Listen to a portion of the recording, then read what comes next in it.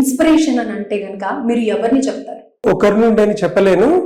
నేను చిన్నప్పటి నుండి గురువుల నుంచి, పెద్దల నుంచి, రిలేటివ్స్ నుంచి, ప్రతి ఒక్కరి నుంచి ఇన్స్పిరేషన్, వాళ్ళ ఉండే మంచి లక్షణాలు తీసుకుంటే ముందుకు వస్తా ఉన్నాను. అయితే ఈ మధ్య కాలంలో రాజకీయాలకు వద్దామని అనుకున్న తర్వాత నేను పివి నరసింహారావు గారి జీవిత చరిత్రను చదవడం జరిగింది. పుచ్చలపల్లి సుందరయ్య గారి జీవిత చరిత్రని చదవడం మీరు అక్కడి నుంచి చాలా ఇన్స్పిరేషన్ పొందిన.